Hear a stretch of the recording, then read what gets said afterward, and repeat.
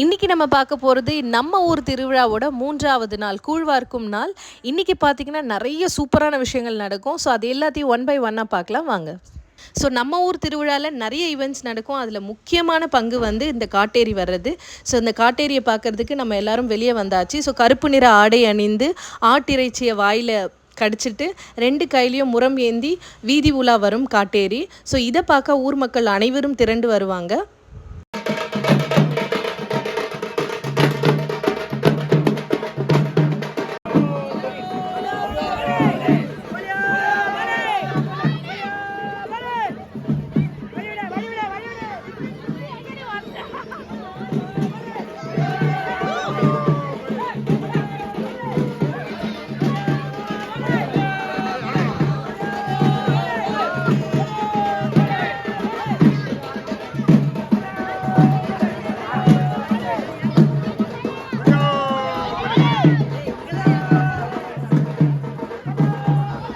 So இந்த காட்டேரி முன்னாடி யாரும் பிளாக் கலர் ட்ரெஸ் போடக்கூடாது. ஸோ முடிஞ்ச வரைக்கும் இந்த டைமில் யாரும் பிளாக் ட்ரெஸ் போட மாட்டாங்க. அப்படி போட்டிருந்தாங்கன்னா அவங்கள ஓடி வந்து அவங்கள அடித்து துவம்சம் பண்ணிடும். ஸோ இந்த காட்டேரி கூட போகிற ஊர் மக்கள் எல்லாருமே காட்டேரி திரும்பி இப்படி வரப்போ எல்லாரும் உட்காந்து கோவிந்தா சொல்லணும். அது முன்னாடி வந்து யாரும் எந்திரிச்சு திமிரா நிற்கக்கூடாது.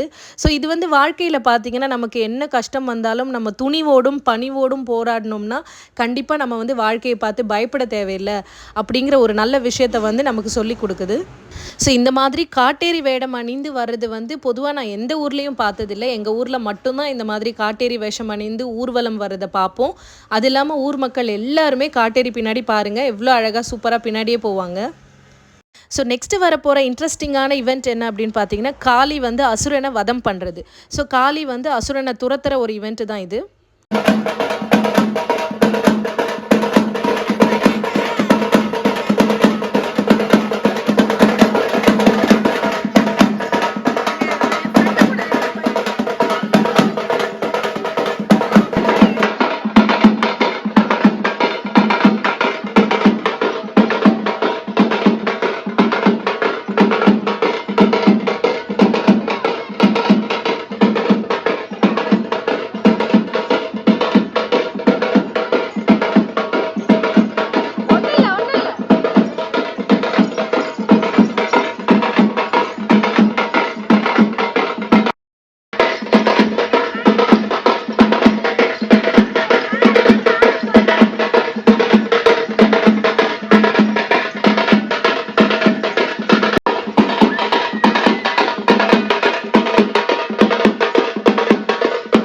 ஸோ நெக்ஸ்ட் இன்ட்ரெஸ்டிங் பார்ட் என்ன அப்படின்னு பார்த்தீங்கன்னா நம்ம உடம்பு ஃபுல்லாக ஊசி நூல் கோத்து அதில் லெமன் கட்டிட்டு டான்ஸ் ஆடுவாங்க.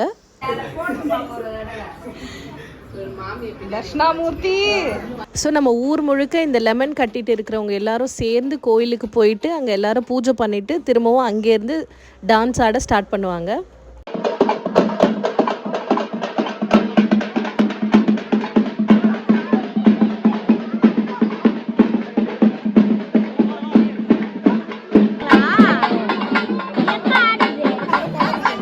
ஸோ இப்போ போயிட்டுருக்கிற தம்பி என் அண்ணாவோட பையன்.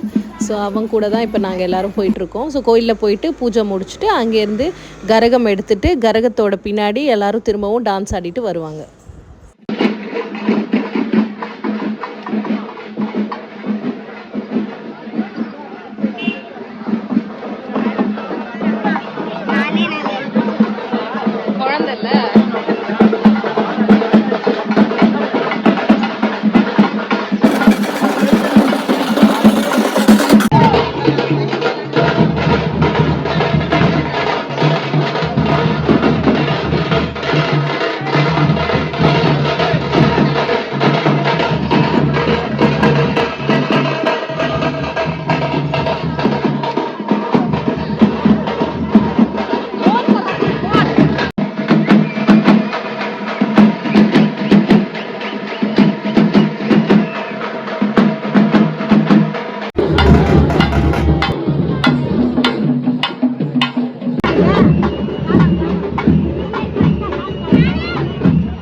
நெக்ஸ்ட்டு பார்த்தீங்கன்னா ஊர் மக்கள் எல்லாரும் சேர்ந்து மேலதாளத்தோட கூழ் எடுத்துகிட்டு போய் கோயிலில் ஊற்றிட்டு வர்றதுக்காக போயிட்டுருக்காங்க.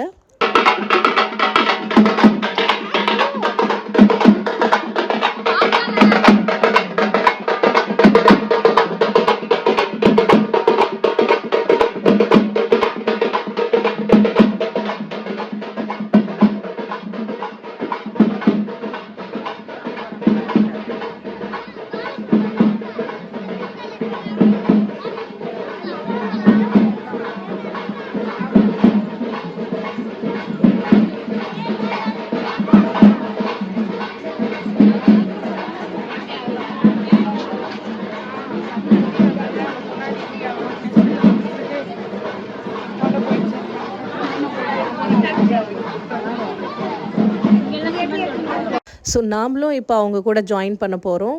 ஸோ கூழ் எடுத்துகிட்டு அவங்க கூட ஜாயின் பண்ணியாச்சு. ஸோ நாம் இப்போ கோயில்கிட்ட ரீச் ஆக போகிறோம். ஸோ கோயில்கிட்ட போயிட்டு கூழ் ஊற்றிட்டு அதுக்கப்புறம் உரும்பி மேளம் பம்பை மேளம் எல்லாம் அடித்து சாமிக்கு பாட்டு பாடுவாங்க. ஸோ அந்த மாதிரி பாட்டு பாடுறப்ப நிறைய பேருக்கு சாமி வரும். ஸோ அந்த மாதிரி சாமி வரவங்க கிட்ட நாங்கள் இந்த 3 நாளாக ஊர் மக்கள் எல்லோரும் சேர்ந்து உனக்கு செஞ்ச பூஜை வந்து உனக்கு திருப்தியாச்சா இல்லையான்னு கேட்பாங்க. நாங்கள் ஏதாவது தவறு பண்ணியிருந்தாலும் மக்கள் எல்லாரையும் மன்னித்து இந்த ஊரும் ஊர் மக்களும் எல்லா வளத்தோடும் நலத்தோடும் இருக்க நீ அருள் புரியணும் அப்படின்னு சொல்லி எல்லாரும் சேர்ந்து வேண்டுவாங்க.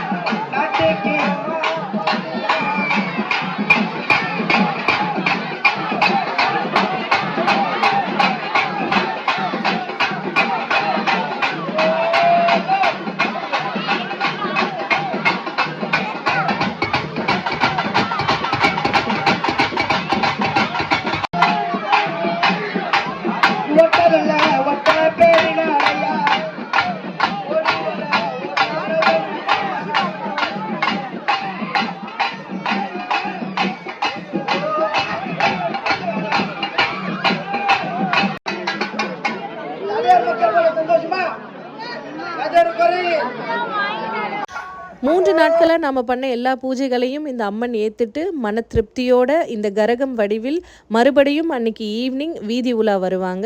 ஸோ மக்கள் எல்லாருமே இதற்கு பூஜை பண்ணி அம்மனோட அருளை பெறுவாங்க. ஸோ இதோட எங்களோட ஊர் திருவிழா முடியுது. மறுநாள் பார்த்திங்கன்னா மஞ்சள் நீராட்டு விழா நடக்கும்.